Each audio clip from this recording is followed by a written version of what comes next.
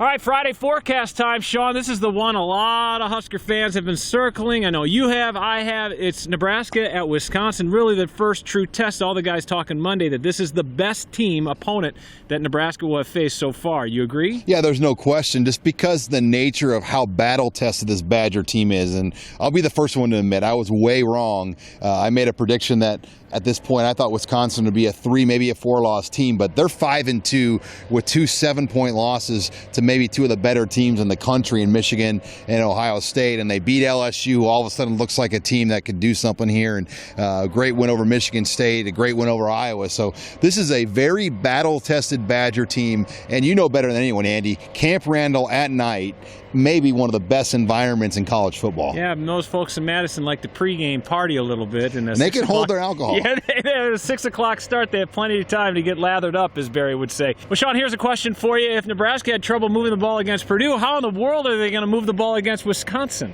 You know, it was really a problem against Purdue. On 18 first down plays this past Saturday, Nebraska gained just under 2 yards a play, 2 yards or less on 18 plays. And in the third quarter, it was worse, 1.14 yards per play on first down. So that's where it starts, Andy, the efficiency of that early down, because Tommy Armstrong in 2nd and 6, 2nd and 5 is a whole different quarterback than 2nd and 10. And Nebraska found themselves in that 2nd and 9, 2nd and 10 for most of the game last week. And if you do that against a great defense like Wisconsin, it could be another one of those long nights in Madison. And we've had 2 of them, and they're not fun. Well, hopefully it won't snow this time. Defensively for the Huskers, they're playing rather well. They're ranked in the top 25 total defense. And what has it been the biggest difference between year 1 and year 2? Is it just getting familiar with the scheme? Because they've been so much better than they were last year. Yeah, they've just been very opportunistic. They're forcing more turnovers. There's just a better idea. And I think they've adjusted the scheme to the talent and to the league. And that was a change. You know, you look what's impressive. In just the 4 Big Ten games, Nebraska's given up 6.25 points a game. And that gets kind of lost. It's so offensive driven about Nebraska. But this defense, to only allow 16 a game in conference play, that is a very impressive number they can hang their hat on. They've been able to stop the run since the Northwestern game. I feel like the rushing defense has stepped up big time, and that's been another great trend. And if they're going to win in Wisconsin, the defense is going to be a big reason why. Mike Riley said it. A bunch of players said it. You know, 2 years ago, entirely different Nebraska team. Heck, the coaches are both different this time around, but yet some of the players have been there. How much is that trip to Madison a few years ago still lingering in the backs of these Huskers' heads?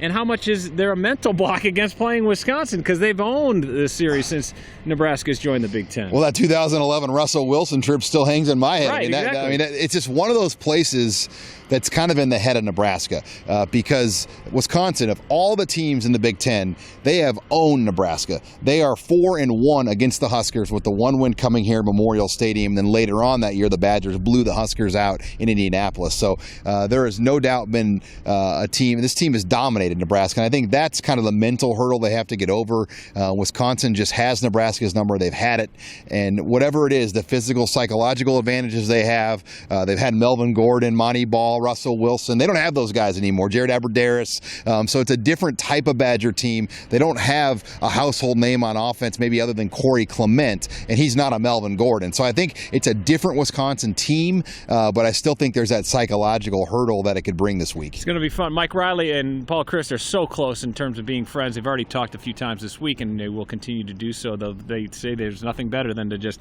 get it on, and once the game gets going, these guys talk all the time. It's amazing to hear Mike Riley talk about that, but yet he knows he's coached against his own father, Mike Riley has, so this is kind of a fun deal for him. And yeah, he almost compared Paul Chryst to his son in a lot of ways, because Mike Riley brought him up as a young coach in Canada, is that right? And the Canadian League, when they were in San Antonio, there was a franchise down in San Antonio, and Chryst went with Mike Riley to Oregon State when he went back to Corvallis the second time, so these two are very close friends. Yeah, and that relationship, they talk all the time, and they know each other. I mean, in terms of offensive philosophies, they are on the same family tree. So a lot of what they do is the same, but obviously it's personnel driven. Nebraska with Tommy Armstrong has to build this system for that, where he's building his system to kind of protect that great defense that he has right now, and they've done a great job this year doing that. Mike Riley say they even have some same plays that are in each playbook that are even called the same thing, so it's going to be fun. What's this game coming down to? Mike Riley says usually these games come down to the big three: penalties, turnovers, and explosive plays. Special teams, too, for me is huge this absolutely. week. Wisconsin doesn't have a great kicking game with Raphael Gaglione out for the season. So if Nebraska can steal some field position from Pearsonell, this is a big week. There's a lot of critics of Bruce Reed out there. They've got to draw up some return schemes to get some yards for Pearsonell, because a 15, 20, 20, 30-yard return for Pearsonell could be the difference of no points or points. And if they can steal some points because of that, I think that could be as big of a difference, along with Drew Brown in the punting game, to make this Badger offense earn everything they get. And let's not forget about Trey Bryan. He had the longest kick return of the season against Purdue, a 59-yarder. We shall see what happens. It's going to be a fun one. It's Wisconsin against Nebraska. 6 o'clock kickoff Saturday at Camp Randall. The game's on ESPN.